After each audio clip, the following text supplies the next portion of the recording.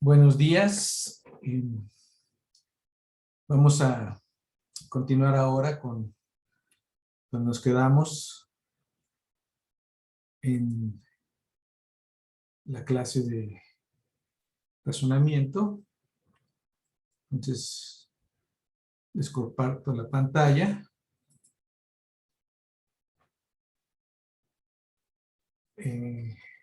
¿Sí están viendo ya? ¿Argumento válido? Entonces nos quedamos con que un argumento válido es aquel que es verdad para todas las interpretaciones. Y esta es una propiedad semántica que ya analizamos. Y si es verdad para todas las interpretaciones, pues quiere decir que las interpretaciones en particular no tienen que ver con la validez del argumento, y el argumento es una propiedad estructural completamente. ¿Okay? Entonces es por el lado semántico. Ahora, pero por otro lado, o sea, nosotros, pues, de hecho, el término probablemente más familiar de la inferencia lógica es la deducción, o sea, la actividad deductiva, que tiene un carácter más bien sintáctico o de manipulación simbólica. Y desde este punto de vista, pues lo que tenemos son esquemas de inferencia válidos, por medio de los cuales podemos acceder a conocimiento que es implícito dentro del conocimiento que ya tenemos, o a partir del conocimiento que ya tenemos de manera explícita. Entonces, por ejemplo, un esquema de inferencia válida es modus ponens, cuya estructura es, si todos los X son Y, es una afirmación. Sabemos que X es verdad, entonces se sigue que Y es verdad. ¿Ok? Y esto lo representamos con esta estructura, con la notación, donde tenemos que P implica Q, que esta es la implicación material, la proposición P implica la proposición Q, y además P, si ambos son verdaderos, las premisas, entonces tenemos un símbolo aquí, que es el turnstile, pero como ven, tiene una patita en vez de dos, que quiere decir sintácticamente genera Q. ¿Okay? Entonces, respecto a la diferencia respecto a lo que habíamos visto semánticamente, es que nosotros teníamos en la parte que vimos anteriormente, dadas las premisas y dado el argumento, y entonces evaluábamos semánticamente ambos y veíamos si la implicación se seguía, es decir, si toda la información dentro de las premisas estaba contenida dentro de la conclusión. Ahora, lo que tenemos es que tenemos conocimiento explícito, que son las premisas, todos los X son Y, por un lado, y X por otro lado. Entonces podemos decir que implícitamente se sigue que Y también es cierto. Entonces, los esquemas de inferencia válidos lo que nos permiten es hacer explícito el conocimiento que es implícito, pero que es válido. Entonces tenemos, supongamos que sabemos que todos los feministas son humanistas, sabemos que eso es cierto, y sabemos que Pedro es feminista, entonces se sigue necesariamente que Pedro es humanista. Y aquí lo que estamos haciendo es, pues, calculando la cerradura de la consecuencia lógica a partir de un esquema de diferencia, y de alguna manera estamos agregando Pedro es humanista a nuestro conocimiento que descubrimos. Entonces es muy importante ver que hay estas dos vías. La vía semántica, por la medio de la cual evaluamos si un argumento es verdadero con respecto a una interpretación o con respecto a todas las interpretaciones, que es la vía semántica, y la otra es la vía sintáctica, en la cual podemos hacer el conocimiento explícito a partir del conocimiento implícito. Entonces, tenemos, pues hay un número de esquemas de inferencia válidos como modus ponens, que tenemos si P implica Q y P, sabemos que es Q, o modus tollens, que es si P implica Q y no Q, y sabemos que no Q es cierto, entonces sabemos que no P es cierto. Esto es fácil de ver si pensamos en que la implicación material es la inclusión, porque básicamente nos está diciendo esta, P está incluido Q, o sea, todo el contenido informacional de P está incluido en el contenido informacional de Q, y sabemos que no es el caso que Q, entonces necesariamente sabemos que no es el caso que P, porque P está incluido en Q. ¿Okay? Entonces, esto se llama modus tollens y es también un esquema de inferencia válido. Otro esquema, otro ejemplo importante es el esquema llamado resolución, que estipula que si sabemos que P o Q es cierto y sabemos que R o no Q es cierto, donde Q y no Q son complementarios, entonces sabemos que P o R es cierto. Es un poquito más difícil de ver, pero si ustedes hacen la tabla de verdad para estas proposiciones, verán que en todos casos resulta la producción P o Q P o R resulta verdadera. Y en particular, este método de resolución es el que emplea Prolog. O sea, Prolog lo que hace es que, dados los argumentos que se tienen, dadas las reglas que tienen, aplica el algoritmo de resolución y lo resuelve mediante el algoritmo de unificación. O sea, aplica el esquema de inferencia de resolución y para extender sus premisas, y eso lo resuelve con medio de unificación. Y esas dos cosas son el núcleo de Prolog. Resolución más unificación son el core del algoritmo de interpretación de un programa en Prolog. Y como estos esquemas de inferencia, puede haber muchos otros esquemas de inferencia. De hecho, hay muchos otros esquemas de inferencia. Y de alguna manera, la consecuencia lógica es aquello que se sigue dado un conjunto de proposiciones bajo la cerradura de la relación de consecuencia lógica que se puede obtener a través de la aplicación sistemática de esquemas de inferencia válidos. Pero ustedes pueden preguntar, bueno, pero pues si yo tengo un sistema, ¿con cuáles? O sea, ¿cómo voy a saber yo cuál es toda la consecuencia, cuáles son todas las consecuencias lógicas que siguen en un argumento o una teoría? Porque de alguna manera dicen, pues eso va a ser contingente a cuáles esquemas de inferencia son los que tengo sobre la mesa o tengo a mi disposición. Entonces, una cosa es que yo obtenga todas las consecuencias lógicas, toda la relación de consecuencia lógica a partir de unos conjuntos de esquemas de inferencia válidos. Y otra pregunta es, ¿cuál es toda la consecuencia lógica que se sigue en la teoría? Porque de alguna manera pues, va a depender de uno o de otro. Y como habíamos dicho, pues el negocio de la lógica pues es saber esa relación, la relación de consecuencia lógica. Entonces, para amarrar esta relación, necesitamos tomar en cuenta ambas vías. La vía sintáctica, que es la de derivaciones, y la vía semántica, que es la de interpretaciones. Y esta relación entre ambas, para agarrarla de los dos lados, definimos de esta forma. Definimos a la validez diciendo que si de un conjunto de proposiciones gamma implican sintácticamente a S, es decir, si hay una derivación que nos permita derivar S con un conjunto arbitrario de esquemas de inferencia válidos a partir de gamma, entonces quiere decir que gamma implica a S semánticamente.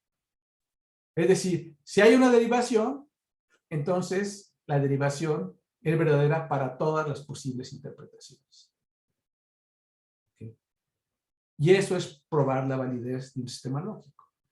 Dado que tengo una derivación para todos los argumentos, de forma gamma, que es un conjunto de oraciones, implican sintácticamente S, o sea, si hay una derivación, entonces lo tengo que probar es que gamma implica S semánticamente. Es verdad para todas las interpretaciones. Entonces nos da una vía. Nos garantiza entonces que el sistema es válido, porque todo lo que se derive, pues tiene una interpretación. Es verdadero para todas las interpretaciones. Pero para cerrar la noción de validez necesitamos agarrarlo por otro lado. Y definimos para esto la completez diciendo que si gamma implica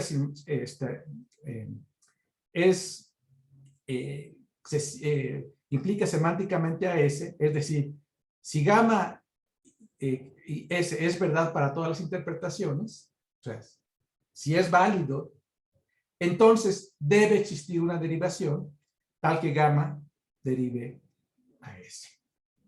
¿Okay? Y eso es probar la validez. Entonces está muy bonito esto porque se cierra por los dos lados.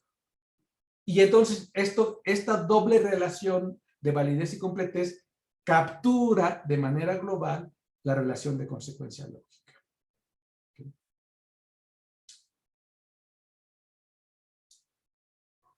Y tenemos la tercera propiedad fundamental de todo sistema lógico, es la decibilidad, y es decidir si una fórmula y consecuentemente si un argumento es verdadero. Por supuesto, nosotros no sabemos esto para los argumentos de antemano. Nosotros lo sabemos a posteriori. ¿Ok? Y aquí, este es uno de los problemas abiertos que planteó Hilbert en sus problemas matemáticos, lista de los 20 problemas para la matemática del siglo XX. Y lo probaron de manera independiente, aunque muy cercana, Church y Turing para el caso de la lógica de primer orden. De hecho, ambos pensaron que fueron el original, nada más que Church, siendo un investigador del Instituto de Estudios Avanzados de Princeton, trabajando en el cálculo lambda, lo probó. Y Turing, en su trabajo de su tesis de licenciatura, 6 meses después, también lo probó con la máquina de Turing, que de hecho era el propósito del artículo de Turing. La máquina era probar la decibilidad. Y después Turing supo que 6 meses antes ya le había ganado Church. Y como consecuencia de eso, el supervisor de tesis de maestría de Turing le escribió a Church para decirle pues, que ya tenía este alumno muy bueno y se lo mandó para que hiciera su doctorado a Princeton. Entonces a ellos dos pues se debe. Ahora, ¿y cuál es la esencia del problema de la decibilidad? O sea, ¿por qué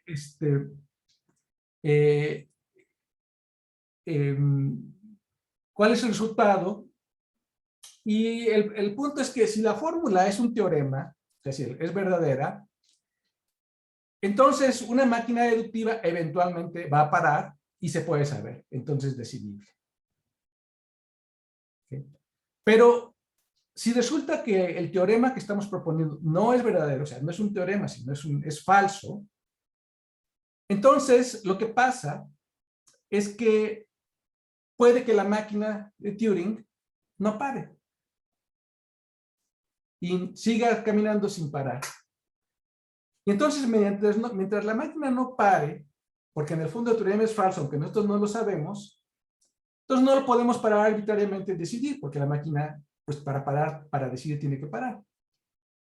Y como el problema del paro especifica que no podemos saber de antemano si la máquina va a parar o no va a parar, pues resulta que si una fórmula es falsa, pero nosotros no lo sabemos, nunca lo vamos a poder saber, a menos que se resuelva el problema del paro. Entonces, por eso, el cálculo de primer orden no es decidible. ¿Ok? Pero hay otros sistemas, como la lógica proposicional, que sí son decidibles.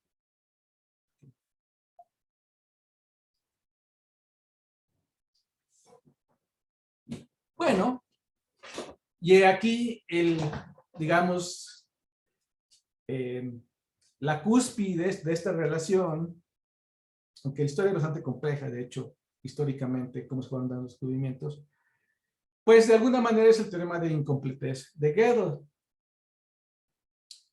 que básicamente establece que toda teoría expresada en un lenguaje suficientemente expresivo, o toda teoría suficientemente rica, como por ejemplo la aritmética, es esencialmente incompleta. Y esto quiere decir que siempre habrá proposiciones ciertas que no se van a poder derivar en el sistema. ¿Okay? Que son verdaderas, y lo sabemos porque son verdaderas para todas las interpretaciones, y sin embargo, la maquinaria deductiva no las va a poder probar. Y uno dice, pues, ¿cómo puede ser esto? ¿No? ¿Qué es lo que está pasando? Y pues de alguna manera esta es la situación de los axiomas. O sea, cuando yo tengo una teoría y doy los axiomas, pues los axiomas no los pruebo, sino es la base de la maquinaria deductiva para poder hacer explícita todo el contenido de la teoría a través de un sistema de inferencia sintáctica. ¿Ok? Entonces, lo que dice esta primera parte es que siempre hay proposiciones que no son axiomas, pero se comportan como si fueran axiomas porque no se pueden probar. Pero sabemos que son verdaderos para todas las interpretaciones. ¿Qué es la vía semántica? Una de las, ¿se acuerdan cuando vimos las objeciones, la objeción matemática a que las máquinas podían entender? Pues es esto mismo, o sea, este es un caso, porque nosotros podemos saber que la proposición es verdadera porque la entendemos, y sin embargo, la maquinaria computacional no la puede derivar. Entonces dicen, pues está fácil. O sea, si no la puedo derivar y sé que es verdadera, entonces lo incluyo como un axioma.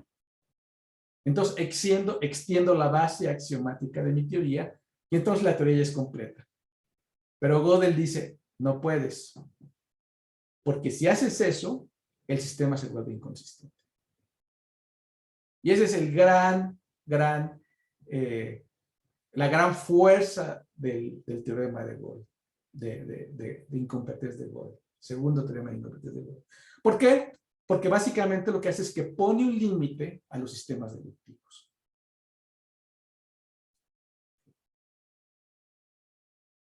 Entonces, no sé, estoy seguro, no lo he verificado, no recuerdo bien, pero supongo ustedes tienen la aritmética, que los axiomas, la axiomatización de Peano, que básicamente la aritmética se define en base a definir la función cero, la función sucesor, la especificación recursiva de la suma, la especificación recursiva de la multiplicación y el principio de inducción matemática.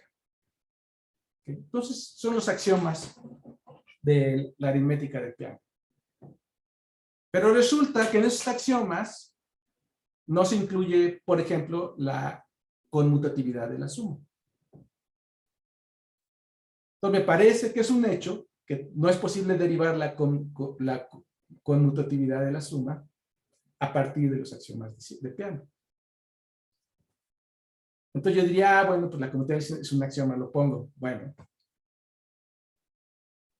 el sistema se puede hacer inconsistente. O sea, no estoy seguro, no recuerdo si este es el caso completo, si quieren, verifíquenlo ustedes mismos, pero esa es la idea. ¿Ok? Algo que podemos ver directamente que es verdadero y sin embargo no se puede derivar. Lo que Gödel dice es que si el sistema es suficientemente expresivo, no recuerdo si el ejemplo que les di es el caso, pero es una cosa muy compleja, pero es una ejemplificación de cuál es la mecánica de operativa del teorema. Entonces, si agarro esa proposición y la meto como axioma, voy a poder mostrar que el sistema es inconsistente para sistemas que sean suficientemente expresivos. Y de hecho me parece que sí es el caso que la aritmética tiene esta suficiente expresividad y por lo tanto es un sistema incompleto.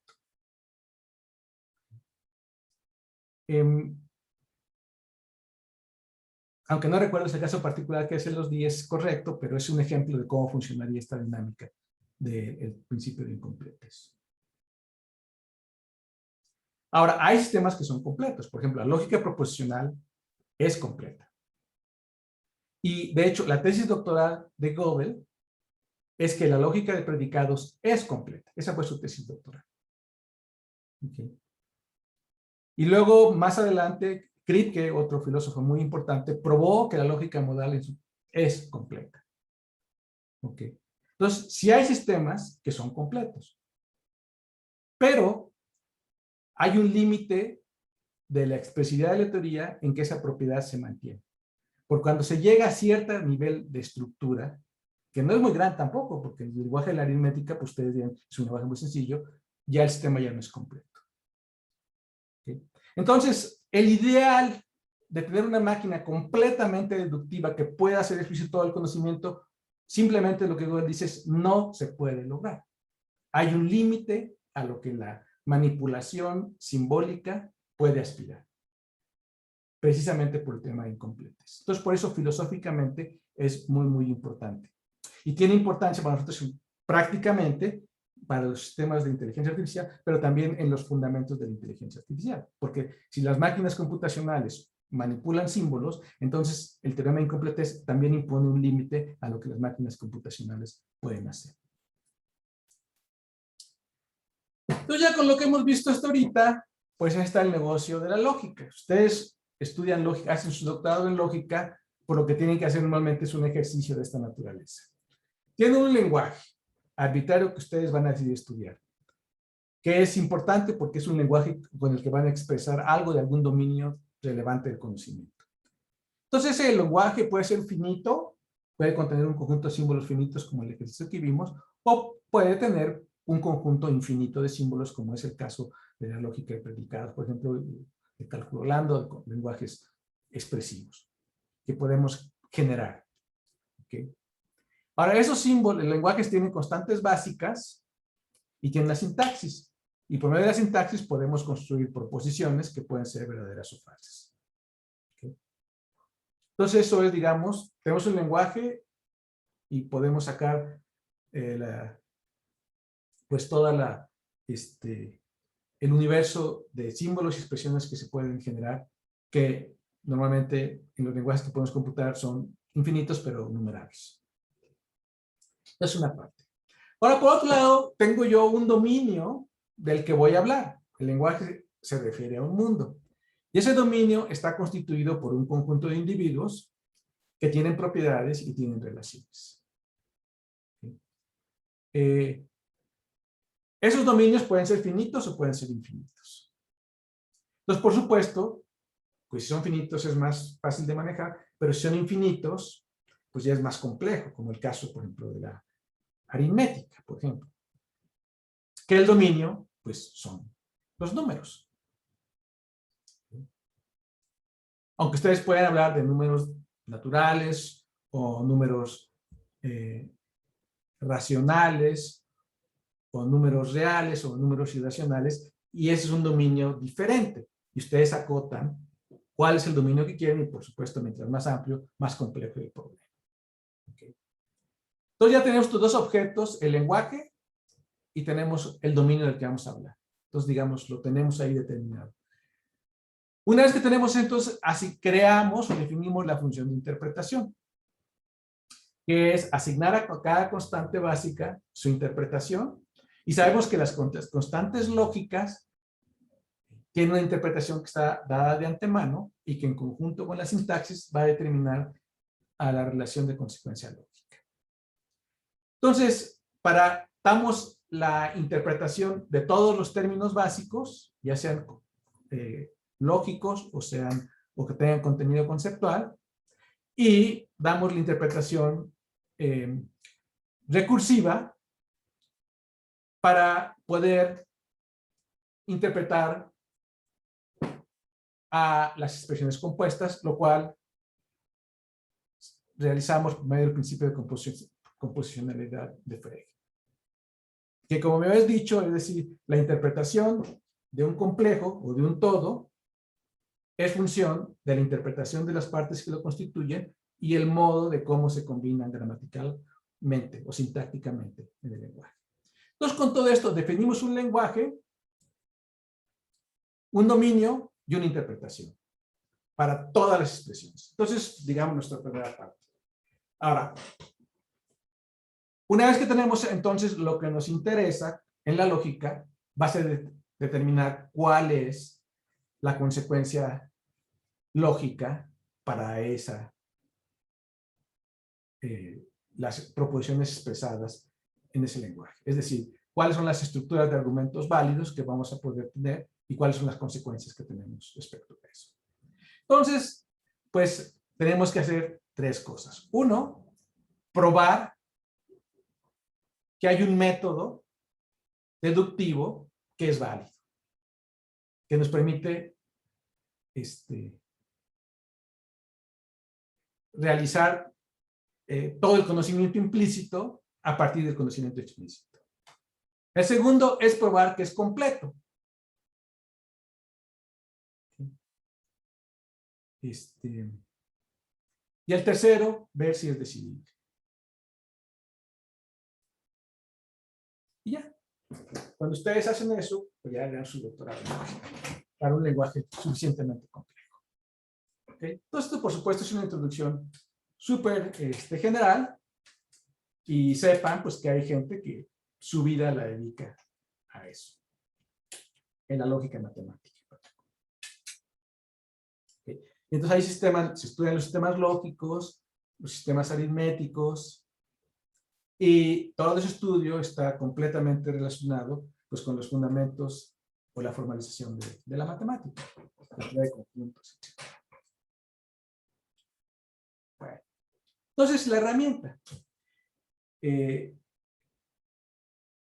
Y de hecho, en inteligencia artificial, pues una de las vertientes originales y más profundas es expresar el conocimiento de manera lógica y resolver problemas a través del método deductivo. De hecho, ese es un subconjunto muy, muy amplio del trabajo que se ha hecho en inteligencia artificial históricamente.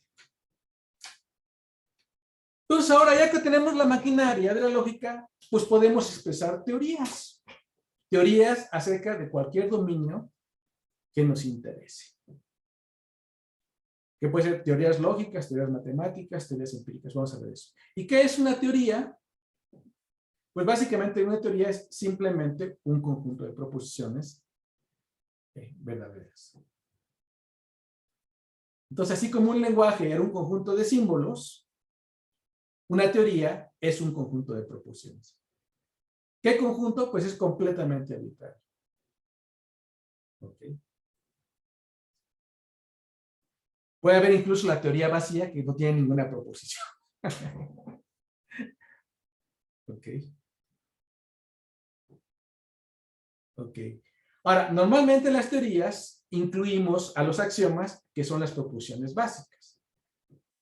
Aquellas proposiciones que de manera metateórica, por nuestro conocimiento intuitivo, nuestra capacidad interpretativa, consideramos que son evidentes en sí mismos. Son los principios básicos, que normalmente van a hacer referencia a los términos teóricos de la teoría.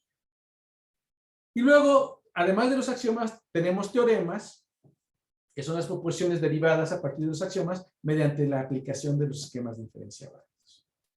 Entonces, al tener una teoría, simplemente yo estipulo un conjunto de axiomas y digo, la teoría es la cerradura de la relación de consecuencia lógica de este conjunto de axiomas, que simplemente es el mismo conjunto, pero ampliado a sus consecuencias implícitas. De esta manera, en lógica, definimos simplemente la teoría como la cerradura de los axiomas bajo la relación de consecuencia lógica. Así de amplio. ¿Okay? Ahora, ¿qué clase de teorías tenemos? Bueno, tradicionalmente tenemos teorías analíticas, que son las teorías lógicas o las teorías matemáticas. ¿Okay? Entonces, la teoría lógica, por lo único que pongo un conjunto de tautologías, que son verdades en sí mismas por su forma, y simplemente veo las consecuencias a partir de las relaciones que se pueden obtener a partir de los esquemas de inferencia válidos que corresponden a la cerradura de la consecuencia lógica. O la teoría matemática. Una teoría es la aritmética. Entonces, siguiendo con el ejemplo que dijimos anteriormente, yo puedo poner en la teoría inicialmente los axiomas de Peano, que formalizan la aritmética.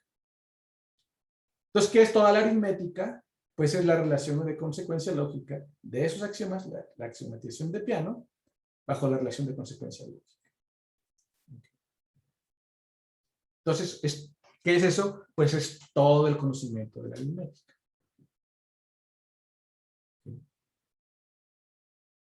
Pero también hay teorías empíricas, donde son las teorías de las ciencias naturales. Por ejemplo, la física, pues también las teorías físicas consisten en encontrar una serie de principios o reglas generales que yo puedo ver como los axiomas, que constituyen el núcleo de la teoría, y el conocimiento de la física, pues es la cerradura de la consecuencia de esos axiomas.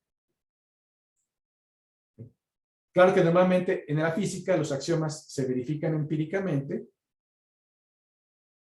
y nunca debe ocurrir una proposición que no se pueda verificar empíricamente. Porque en ese caso los estudiantes tienen que revisar. Todas las teorías físicas pues siempre están revisando. Y lo mismo para las teorías biológicas, para las teorías químicas, las teorías psicológicas. Entonces, esta noción de teoría, lógicamente, es muy, muy amplia.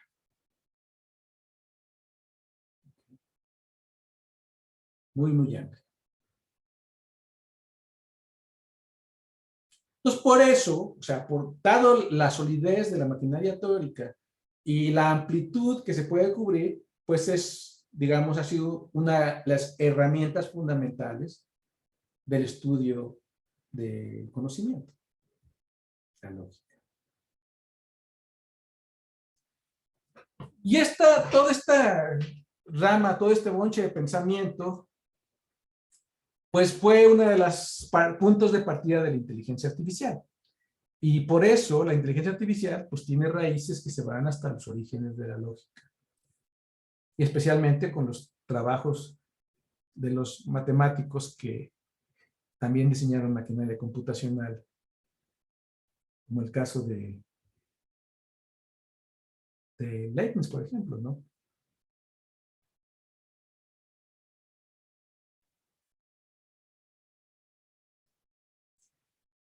Y entonces uno de los temas fundamentales es la prueba de teoremas. Programas que lo que hacen es probar teoremas. Entonces, ¿qué hacen estos programas de prueba de teoremas? Pues se definen un conjunto de proposiciones, P1, P2, Pn, que se consideran básicas o axiomas. Se definen un conjunto de esquemas de inferencia válidos, S, que es S1, S2, Sn, y hay una proposición a probar T dentro del sistema. ¿Okay?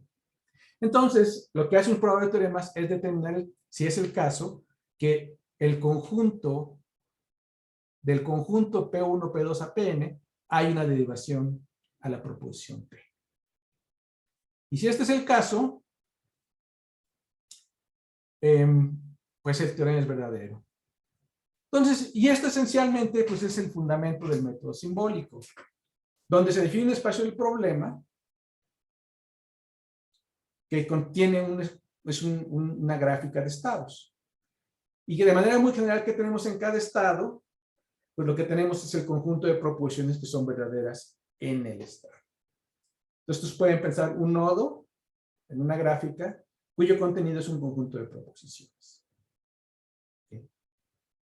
Que es como la raíz de un árbol de un espacio de búsqueda. Definimos asimismo un conjunto de inferencia válidos de cómo podemos expander el conocimiento, pues por los esquemas. O sea, si las premisas son verdaderas, entonces la consecuencia es verdadera. Entonces, la aplicación sistemática de los esquemas de inferencia me mapea el nodo inicial a nodos hijos donde hay una extensión de la teoría que incluye las proposiciones que se pudieron inferir de la aplicación de los esquemas. Entonces, normalmente, pues imagínense que en cualquier situación particular, pues el espacio de búsqueda va a ser muy grande, porque tengo un número muy grande de proposiciones y puedo aplicar pues cualquier inferencia válido, entonces puedo tener un gran número de ramificaciones, tantas como esquemas de inferencias válidos tengo, y entonces tengo estados, pues muchos estados que se van a agregar, ¿ok? Pero yo no sé si esos estados contienen la proposición T que quiero probar. Entonces es necesario controlar esa búsqueda, porque si tomamos en cuenta todas las posibles trayectorias, pues eso va a llevar necesariamente a una gráfica, a un problema de carácter exponencial. El número de nodos que van a crecer en el árbol de búsqueda, pues es el factor de ramificación elevado a la profundidad. Entonces rápidamente vamos a tener una situación completamente no controlada.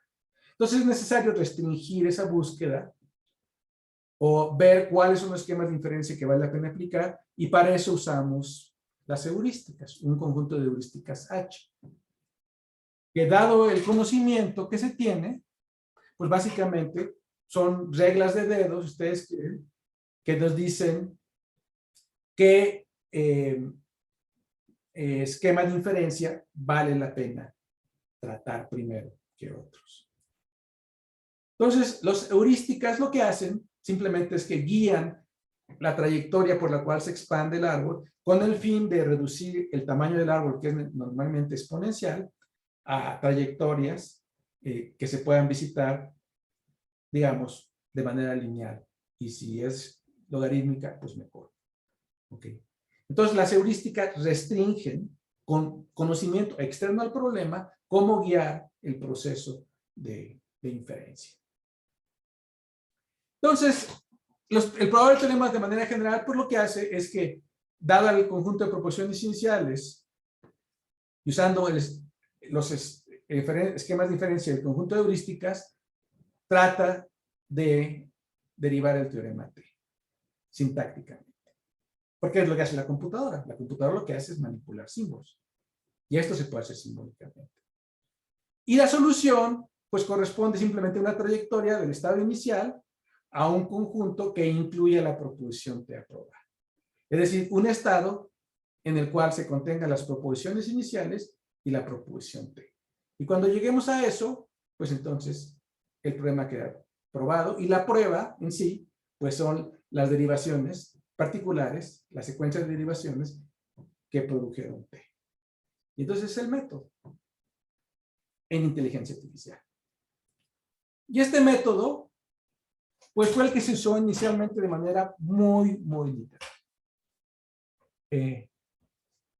Y los primeros programas de inteligencia artificial fueron justamente The Logic Theory Machine, que escribió Simon Newton Shaw en 1956, programas que ya jalaron, aunque vamos a ver, hubo unos programas anteriores sobre la mesa,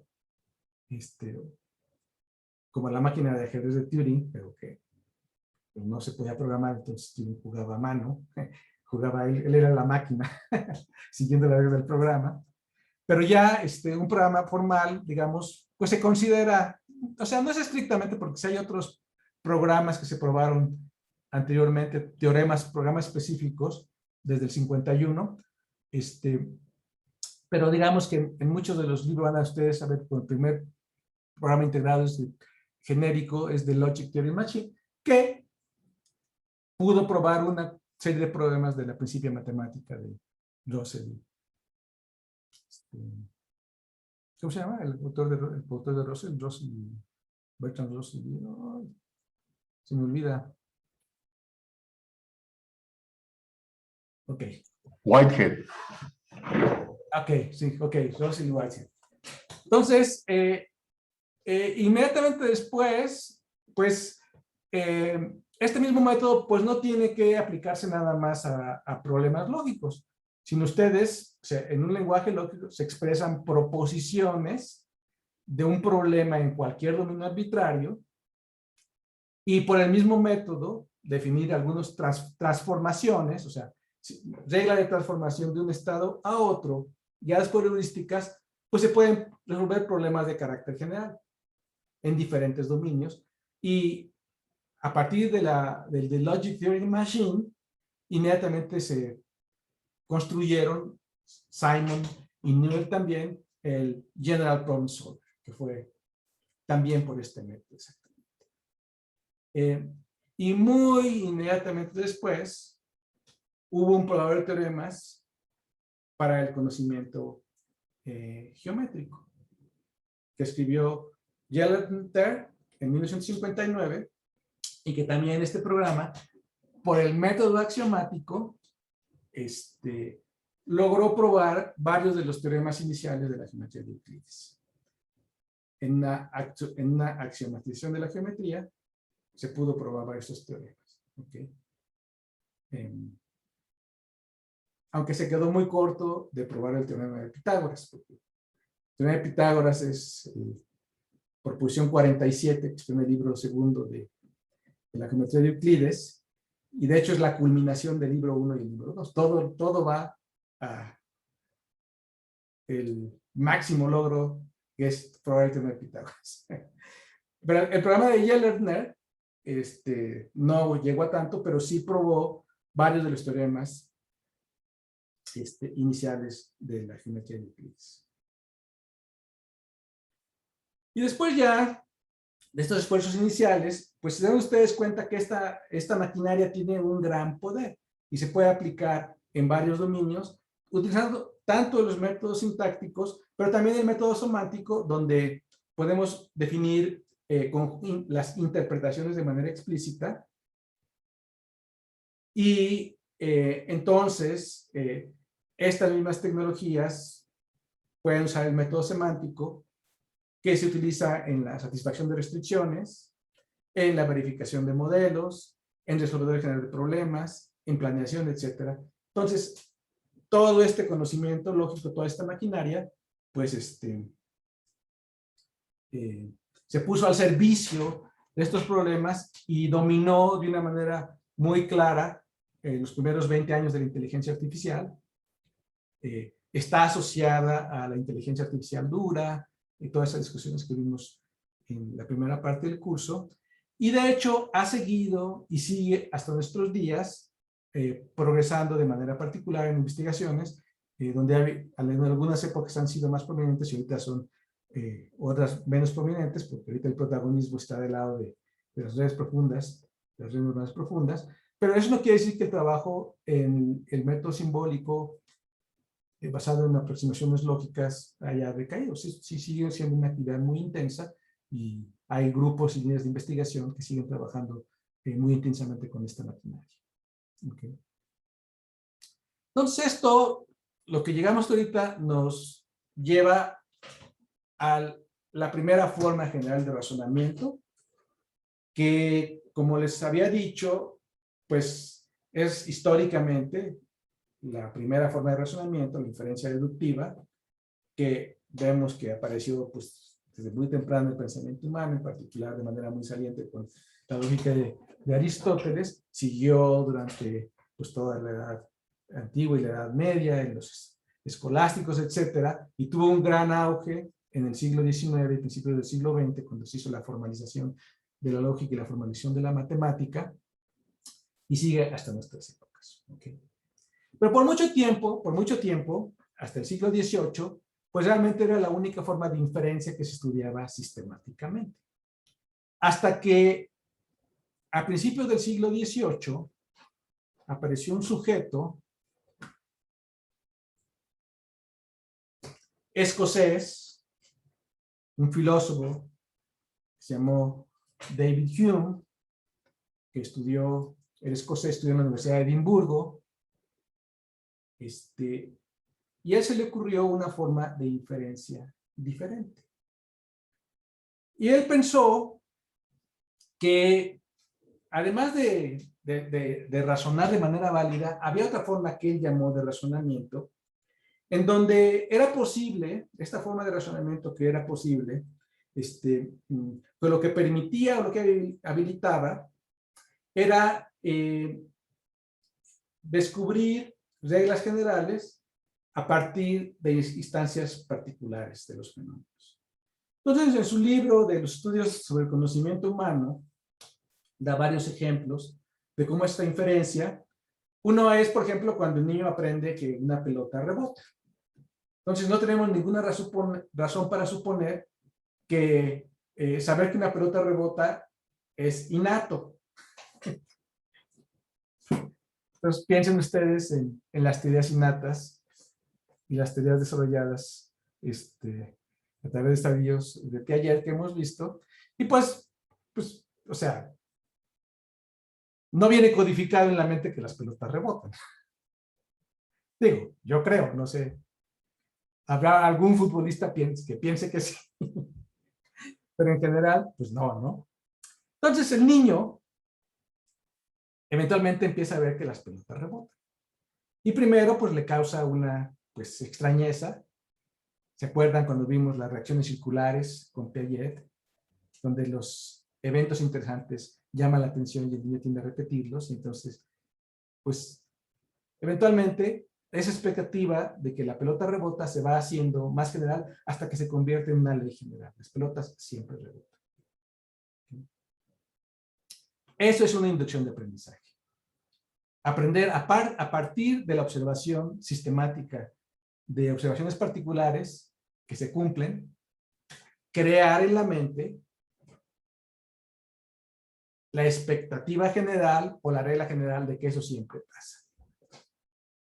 Que es una forma de aprendizaje. Otro ejemplo que usó Hume fue el de aprender a jugar billar. Entonces ustedes van a una mesa de billar y pues le dicen las reglas del juego y ustedes empiezan a tratar de hacer carambola y pues al principio pues no sale nada, ¿verdad? ¿Okay? No hacemos carambola. Pero poco a poco, si ustedes son buenos adolescentes, se ponen a jugar todos los días y sin que ustedes mismos piensen cómo le hacen, aprenden cosas muy intuitivas, motoras, empiezan a hacer carambolas. Entonces, a partir de las instancias particulares de posiciones de carambolas, se aprende a jugar. Ahora, no, este conocimiento no tiene que ser consciente. O sea, lo importante es que es operativo y es causal. Porque eventualmente, cuando ya un jugador sabe jugar carambola, entonces le ponen una situación muy difícil y de una manera muy directa, él logra resolver el problema y hace carambola. ¿Okay? Sí. Entonces Hume dijo, esta es una forma de inferencia que se diferencia de varias maneras de la inferencia válida que estudia la lógica. En primer lugar, pues tiene un componente empírico. O sea, depende que estemos expuestos a la inferencia, al mundo real, para poder hacer esas generalizaciones. Entonces, esto se diferencia de la lógica que es completamente analítica. Si ustedes ven todo lo que vimos en la parte de lógica, toda la parte de la noción de validez, la noción de completez, la noción de consecuencia lógica son estrictamente analíticas. No apelamos a la noción de experiencia o de cuestión empírica. ¿Okay? Son cuestiones que siguen necesariamente el conocimiento. En cambio aquí no. En la inferencia de aprendizaje tiene que haber esa exposición al mundo a través, pues, de la percepción y la experiencia. Y además de esto, las consecuencias de esta forma de inferencia no son necesarias o no son válidas en el sentido que hablamos anteriormente, sino son probables, en el sentido de probabilístico. O sea, porque realmente no es el caso de que dado una serie de eventos particulares, yo descubro que necesariamente para todos los eventos se cumple la propiedad. Más bien, la formulación correcta de este fenómeno es que si veo un número de ejemplos del problema, es probable en cierto grado que la conclusión se siga. Entonces ustedes, que son ajenos al mundo de las manzanas, les presentan una manzana y es verde. Y les presentan una segunda manzana y es verde. Y les presentan una tercera manzana y es verde. Y van 9 manzanas y son verdes. Pero de pronto les presentan una manzana y es roja. ¿Okay? Entonces, después de mucha experiencia, si es el mundo al que ustedes estuvieron expuestos, pues saben que si aparece una manzana, va a ser probable en un 90% de que sea verde, pero en un 10% que sea roja. ¿Okay? Y es contingente al dominio de experiencia al que estemos enfrentados, porque por supuesto no vamos a tener expectativas de aprendizaje para dominios en los que no conocemos. ¿Okay? Entonces, esta forma de inferencia, de inducción de aprendizaje, de esta forma, habilita tareas como clasificar o predecir,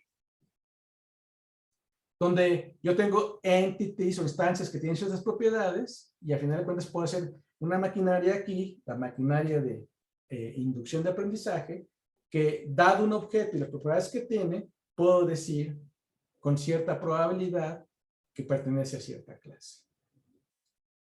O puedo decir con cierta probabilidad que va a tener cierto efecto, cierta predicción. Entonces, es una forma de aprendizaje. ¿Okay? Fue la que estudió Hume. Bueno, pero por supuesto, no es la única forma que hay de aprendizaje. ¿Okay? Una muy similar, pero que también es diferente en el sentido del condicionamiento, de la retroalimentación, es el condicionamiento operante. Por ejemplo, los perros de Pavlov. ¿Ok? Que al perro se le daba de comer, sonaba una campanita y el perro salivaba. Y cada vez que comía, le ponían la comida, tocaban la campanita y salivaba porque pues, es la reacción de comer. Y después de un tiempo, tenías al perro y le ponías la campanita, aunque no hubiera comida, y el perro salivaba. ¿Por qué? Porque ya había asociado el estímulo de la campanita con el acto de comer o satisfacer el apetito. Entonces, esta forma de aprendizaje por refuerzo, pues se parece un poco a la inducción de aprendizaje básica que propuso Hume, pero enfatiza el aspecto de la retroalimentación y el refuerzo del estímulo. Entonces, cuando nosotros aprendemos, pues en condicionamiento podemos reforzar las conductas deseadas y podemos castigar o desincentivar las conductas no deseadas. Y de esa manera, pues podemos lograr que un mecanismo o inclusive un animal o un ser humano, o sea, que de hecho pues, hace un chorro, porque realmente nosotros los seres humanos en última instancia, la sociedad nos condiciona a ciertas conductas que son estimuladas, pero también la sociedad nos castiga por unas conductas que son penalizadas. ¿Okay? Entonces hay este ciclo. Entonces es una forma de conocimiento, digamos, también relacionada a la de Hume, pero es de principios del siglo XX.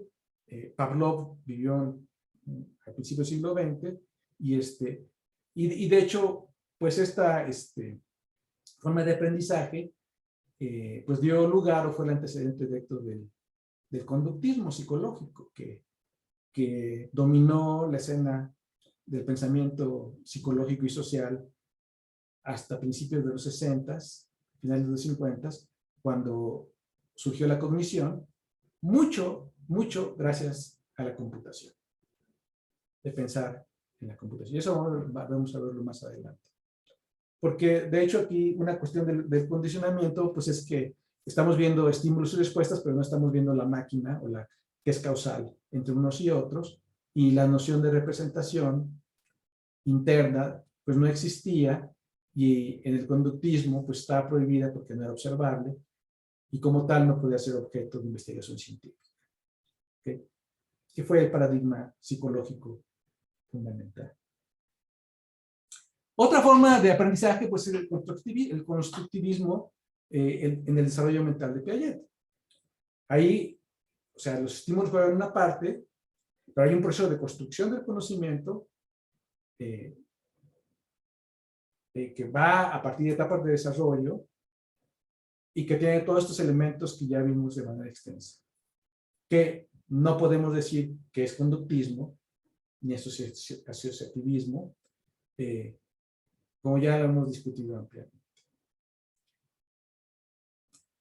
Y hay otro elemento muy importante del aprendizaje que es la abstracción, donde a partir de experiencias estructuradas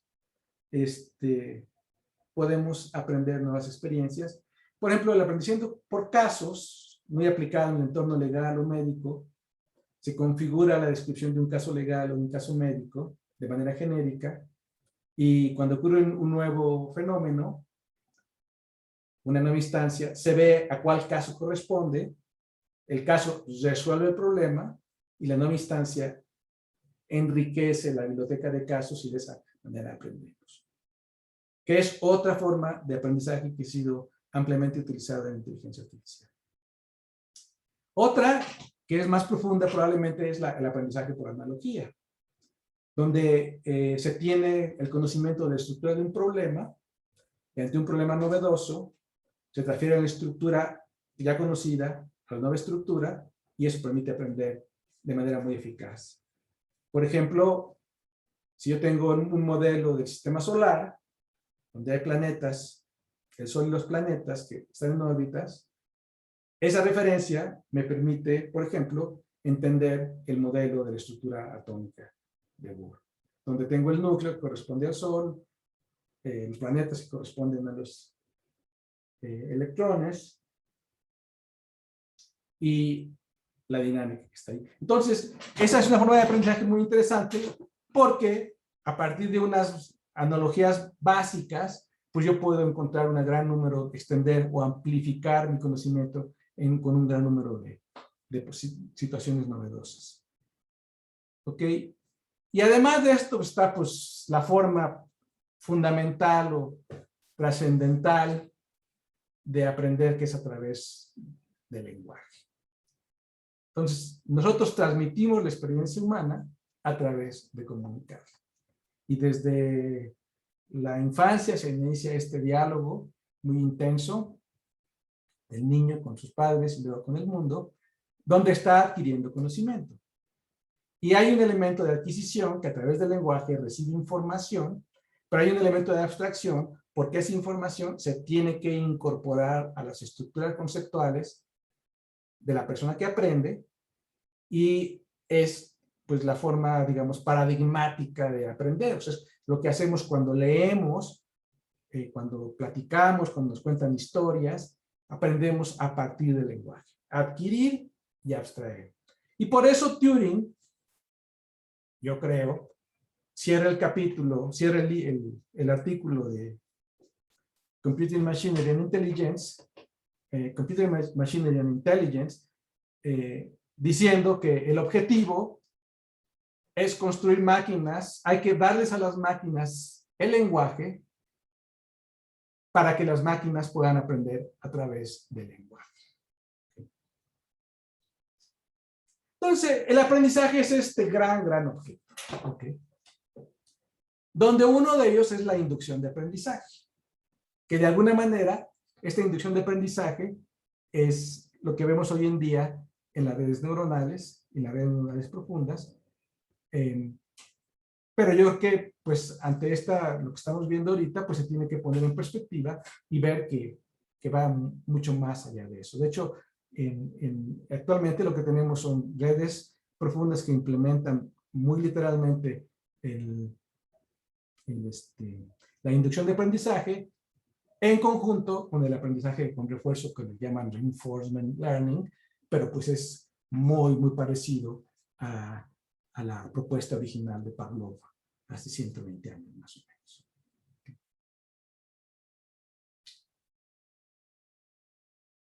Otra dimensión, bueno, es, aquí ya lo hemos discutido, hay que distinguir qué es lo innato y qué es lo que se aprende. Entonces, por ejemplo, en el caso del lenguaje, Chomsky propuso originalmente pues, que es innato, que hay una gramática universal que ya viene codificada genéticamente, que en el pensamiento hay un módulo lingüístico y que esta gramática codifica implícitamente todos los lenguajes humanos posibles y la experiencia empírica lo que hace es instanciar el lenguaje particular. Y uno de los argumentos principales en los que Chomsky apoyó que esto no era aprendido con aprendizaje de aprendizaje, es por lo que llamó él la pobreza del estímulo. Y eso tiene que ver con que en la inducción de aprendizaje pues necesitamos una inmensa cantidad de datos para poder clasificar y predecir. Y sin embargo, el lenguaje, si vemos el lenguaje que tiene el niño a lo largo de su desarrollo, pues realmente es poquito. O sea, con la experiencia lingüística por pobre que se tiene al principio, de pronto, un día para otro aparece en el niño una cantidad de riqueza, de competencia lingüística muy grande. Entonces Chomsky decía, ¿cómo es posible que ante experiencia tan pobre se pueda tener una máquina tan compleja? Y ese es uno de los argumentos centrales para la innatez del lenguaje. Y como ya hemos visto en la parte de Piaget, y el nuevo piagetismo, pues lo innato no quiere decir nada más que está ya, la función está lista cuando se nace, sino más bien quiere decir que la función ya está programada y el simple proceso de maduración es el que va a hacer que esa habilidad se realice. Y esto se opone al aprendizaje, porque en el aprendizaje, pues genuinamente para que sea aprendizaje, pues eso no está condicionado genéticamente, sino se adquiere a través de la interacción con el mundo. Y aquí también tenemos la construcción, también se pone la asociación, que básicamente aquí si Turing es explícito, tenemos una tabula rasa, construimos mecanismos de aprendizaje muy sencillos pero de carácter muy general y sometemos a la máquina a hacer asociaciones para crear el conocimiento. Entonces, que esa es la posición de las redes neuronales hoy en día, que son máquinas asociacionistas y que eventualmente por asociaciones podemos generar, digamos, todo el conocimiento. Ahora, por supuesto que esto existe, es parte de, pero lo que es muy excesivo es decir que es lo único que hay. Okay. Bueno. Entonces, pues esta idea de la tabula rasa y del asociativismo pues se encarna de una manera muy clara en las redes neuronales, donde de la manera moderna, digamos así, el trabajo coyuntural o fundamental o pivotal, como ustedes quieran, fue el del grupo de David Rumelhart, que se llamaba el Parallel Distributed Processing Research Group, que trabajó en finales del siglo de los años 70 y principios de los 80 en San Diego, en California, donde surgió, digamos, el programa actual de las redes neuronales. Y que encarnan de una manera muy directa la inducción de aprendizaje. Entonces, como todos seguramente saben, las redes neuronales, pues lo que postulan es que hay un conjunto de neuronas, B1 a Bm en este diagramita, y tenemos un conjunto de entradas A1 a An. Entonces, todas estas entradas inciden sobre todas las neuronas a través de un peso específico, el peso de la entrada 1 a la neurona 1, el peso de la entrada I a la neurona 1, el peso de la entrada N a la neurona 1, y estos pesos se multiplican por la entrada y se suman. El valor pasa por una función de activación, se llama f, es una función de activación y produce una salida, ¿okay? Para todas las redes. Entonces eso es lo que hace una red neuronal, básicamente. O sea, mapea entradas a través de los pesos a salidas que después son moduladas por una función que se llama función de activación. Ahora, lo interesante es que estos pesos se entrenan retroalimentando la salida con respecto a un valor deseado y ajustando los pesos. Entonces, en el modo de aprendizaje, que es el famoso backpropagation o propagación hacia atrás, se ajustan los pesos para que clases de entradas se asocien a clases de salidas. Y estas, por supuesto, son operaciones de asociación. La comparación de los valores y de los pesos. Okay. Ahora, por supuesto, esta red neuronal artificial, pues dista mucho de ser de las redes neuronales naturales del cerebro. Okay. Este es un modelo muy básico, muy simple de lo que sucede en el cerebro. Okay. Pero digamos que es suficientemente bueno. Okay. Ahora, pero las computadoras no computan estos diagramas. Estos diagramas son para el consumo humano. Yo les explico las redes neuronales con estos diagramas, si ustedes las ven ahí. Pero realmente la computadora pues no le damos el diagrama, ni computa con el diagrama. Lo que hacen realmente, lo que tenemos, es que los pesos se codifican en una matriz, llamamos de pesos, y las entradas, pues son vectores, y resulta que las salidas es simplemente el producto matricial entre la entrada y la matriz de pesos.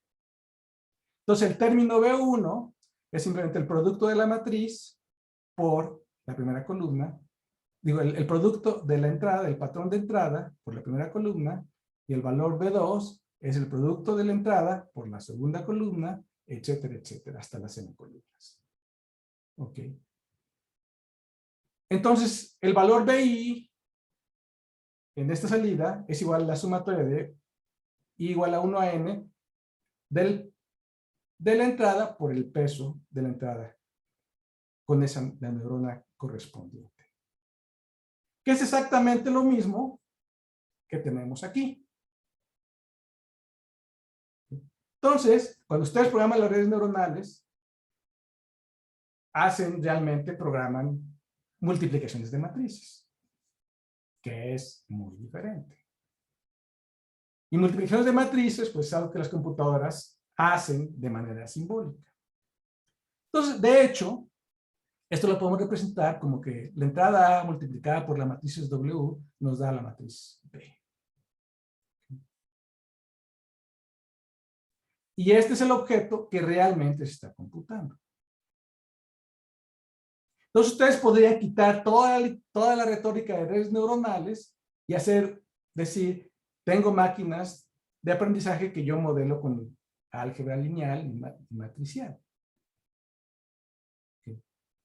Entonces ya el énfasis sería en el modelo matemático y digamos que la red neuronal, claro que lo que se está modelando es el fenómeno, aquí la red neuronal es como, tenemos un modelo matemático que la modela y así como se modela, digamos, un sistema físico, como puede ser astronómico, se modela un sistema que supone que es el cerebro, que es la red, pero realmente el objeto matemático es el que estamos computando realmente. O sea que no hay red, hay matrices, realmente. Y cuando hacemos la propagación hacia atrás,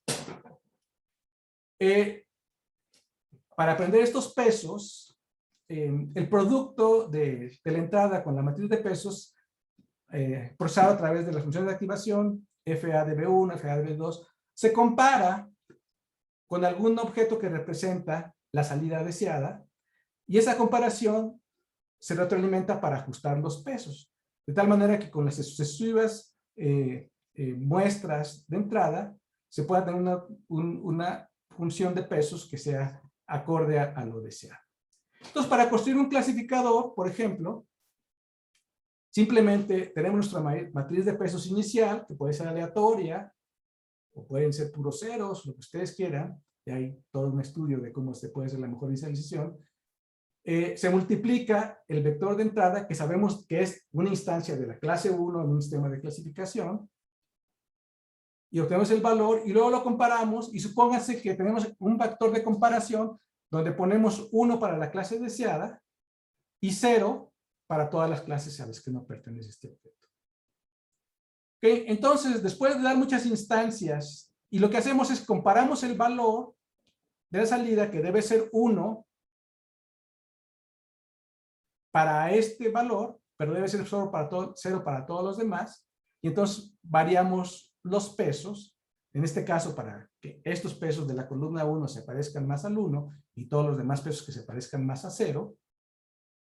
Y lo hacemos para un número de instancias de la clase 1. Y luego lo hacemos para un número de instancias de la clase 2. Pero aquí, en la entrada, aprendemos este bit 1 y todo lo demás 0. Y entonces aquí el comparador va a ser que el valor que se compare para este valor va a ser más cercano a 1 y para todo lo demás va a ser cercano a 0 y se van a aumentar y disminuir los pesos de manera correspondiente en la matriz de pesos. Y eso es lo que hace básicamente la propagación de atrás. ¿Okay?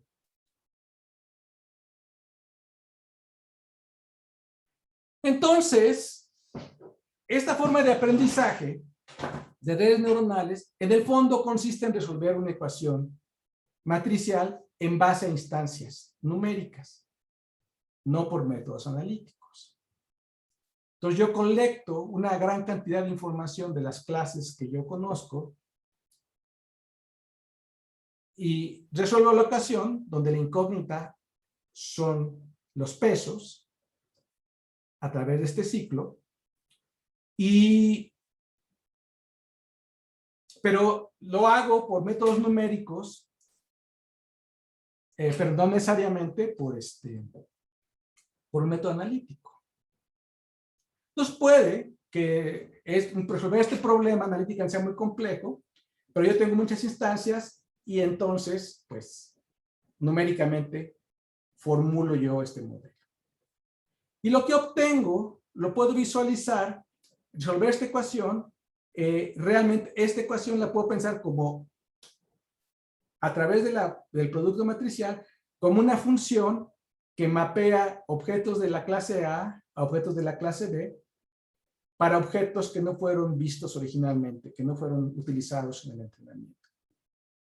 Entonces, con un conjunto de datos conocidos, resuelvo la ecuación matricial y la puedo ver, esa función, esa matriz de pesos como la representación de una función para todo el dominio de entrada y salida, y entonces puedo mapear entradas no vistas a su salida correspondiente y clasifico o predigo y hago cosas con esto.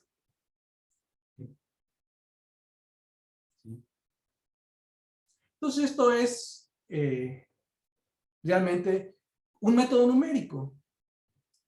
Ustedes pueden pensar, por ejemplo, en mínimos cuadrados, que es un método numérico, para yo generar una recta a partir de puntos ahí en una distribución. ¿Qué hago? Pues a través de los valores encuentro la recta promedio. ¿Okay? Bueno, pues esto es hacer lo mismo, pero pues a lo bestia, ¿no? ¿Sí? Es un método numérico muy poderoso. Que de hecho, como método numérico compite con todos los otros métodos numéricos que hay en aprendizaje de máquina, árboles de decisión, vector support machines, cosas de ese tipo, porque hacen algo similar. Y lo que pasó ahora con las redes profundas es que, digamos, este modelo básico se extendió y nos permite resolver problemas que no necesariamente sean lineales y además que tengan dimensionalidades muy altas.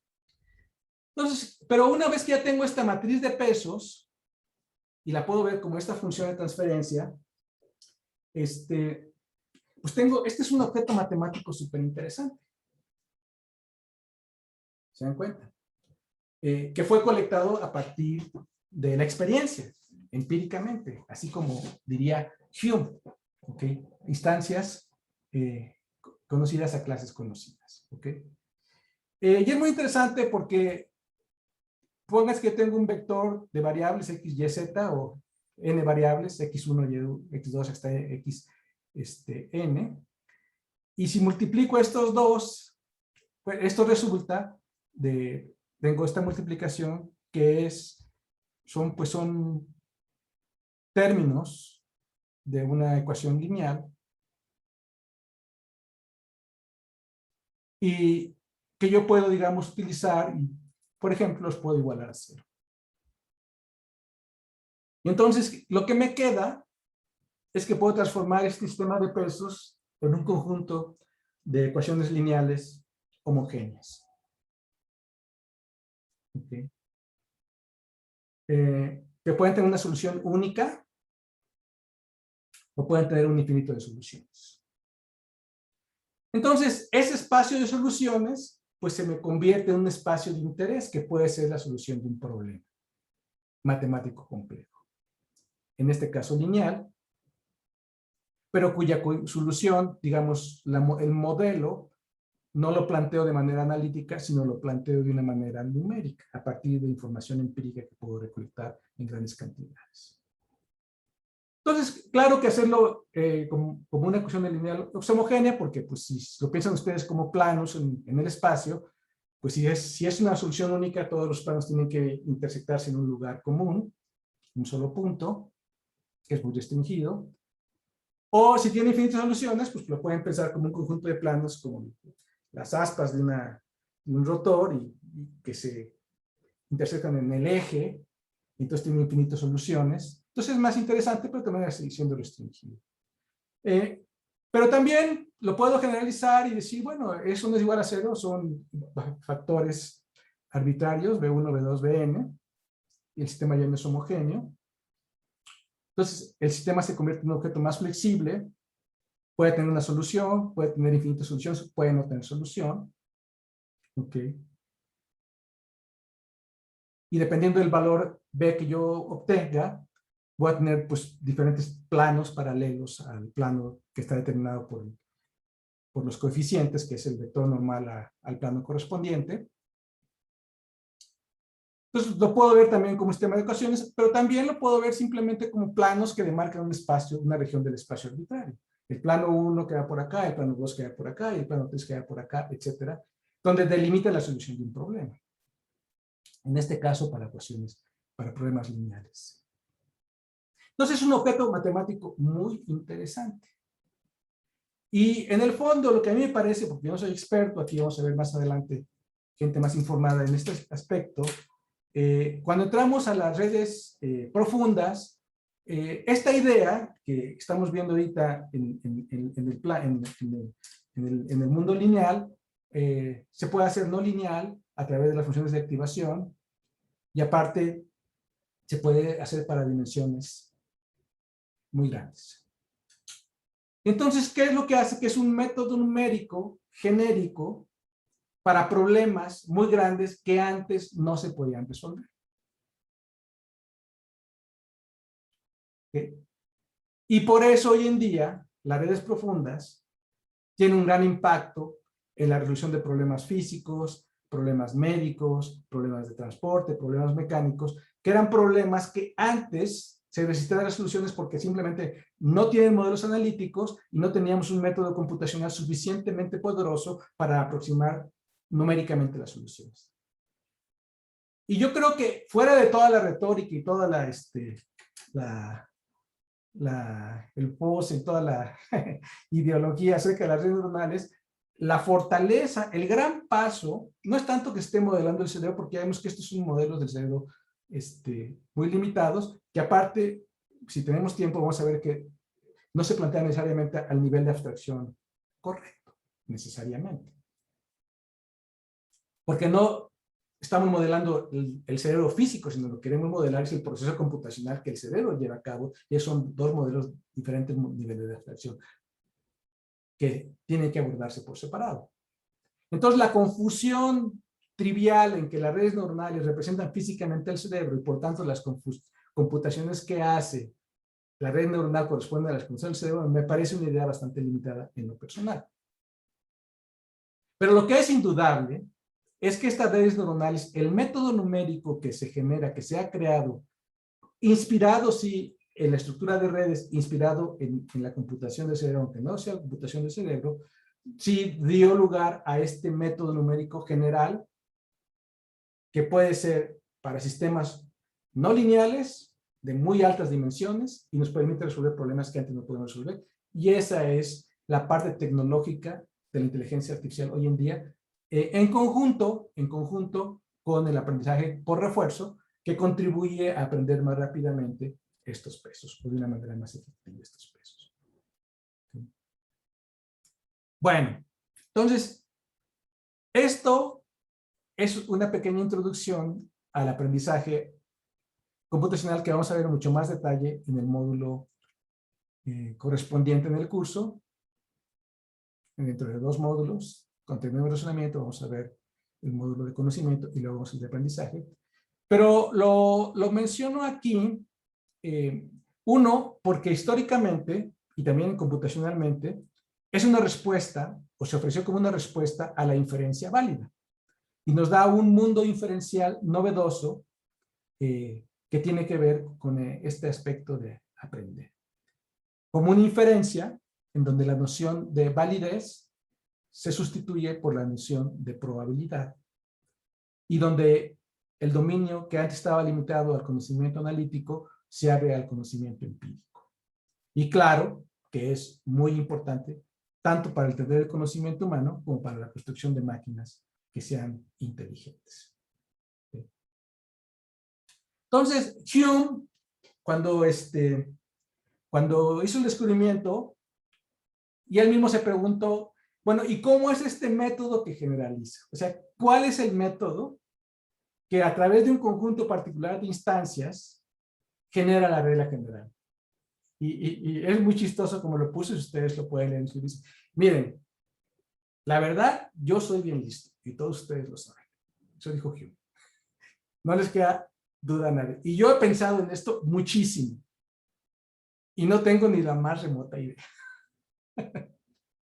de cómo se puede hacer. Dice, pero estoy seguro que en 200 o 300 años se va a saber cómo. Eso fue lo que dijo Hume por ahí de 1720 en aquellas épocas. Ok. Y pues sí, era bastante listo y de alguna manera esa parte de la inducción de aprendizaje a través de la estadística más reciente que tenemos juntada con la teoría de la probabilidad y las máquinas de aprendizaje de hoy en día, en particular el aprendizaje profundo, dan una idea de cómo puede ser eso matemáticamente, cuando menos. No necesariamente como lo hace el cerebro, porque el cerebro podría tener otros mecanismos muy diferentes que no conocemos. Incluso la misma idea de que el cerebro sea capaz de llevar a cabo backpropagation, pues yo creo que es bastante cuestionable. O sea, cuando menos no lo sabemos. Pero es bastante difícil que haya una máquina de retroalimentación que funcione así, porque esa máquina funciona en un dominio de un modelo computacional. Y quién sabe cómo será la computación natural. Pero que tenemos un modelo matemático, pues sí lo tenemos. Entonces, en ese sentido, Hume fue previno con un plazo, una gran antelación, esta forma de inferencia, que hoy en día, pues está bien firme, ¿no? Ahora, lo que sí implicó Hume, de alguna manera, es que realmente era una forma de inferencia bastante privilegiada y que la lógica se subsumía realmente en esto, aunque no explícitamente. Que era un poquito como lo que dicen ahora los de redes neuronales, que ya que se tienen las redes neuronales profundas, entonces las redes neuronales profundas van a sustituir a todas las demás formas de inteligencia artificial. Exactamente lo que Minsky dijo que no se podía. ¿Ok?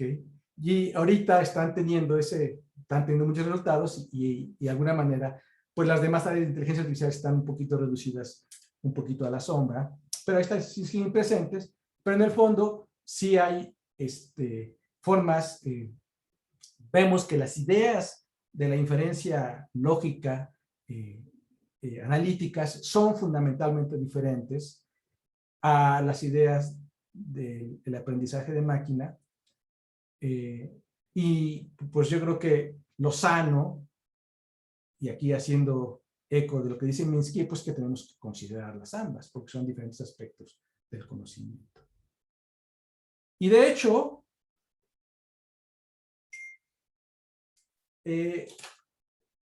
Hume generó mucho entusiasmo con la inducción de aprendizaje y en particular dijo, pues, que predecía, la clasificación predecía al diagnóstico, que el diagnóstico era una forma de clasificación que se podía, digamos, enmarcar ahí, como por ejemplo ahora los sistemas de redes profundas que diagnostican enfermedades, por ejemplo, que son muy efectivos para diagnosticar. Entonces, bajo esa visión, diagnosticar es simplemente ver las características de una persona que tiene ciertos síntomas y clasificarle la enfermedad correspondiente. Entonces, la inducción subsume al diagnóstico. Bueno, pues muy pronto, a los 20 años máximo, surgió Thomas Bayes y dijo, no, eso no es cierto. El diagnóstico es una inferencia fundamentalmente diferente, o sea, que toma en cuenta un aspecto inductivo, pero la esencia del diagnóstico, que es cómo podemos determinar cuáles son las causas de un fenómeno a la luz de sus efectos, es muy diferente y yo les voy a decir por qué.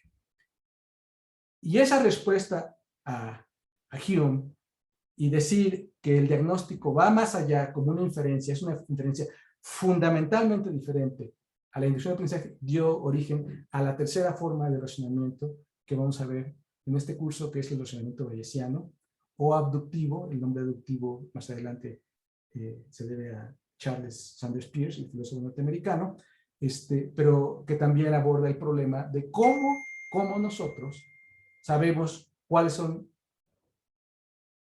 los eventos que son causa de las cosas que observamos, que se aplican al descubrimiento científico y se aplican a la vida cotidiana.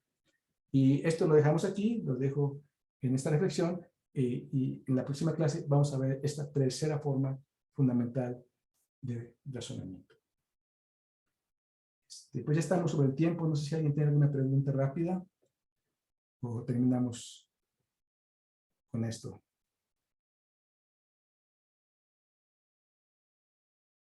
Bueno, entonces la lección va a aparecer al rato en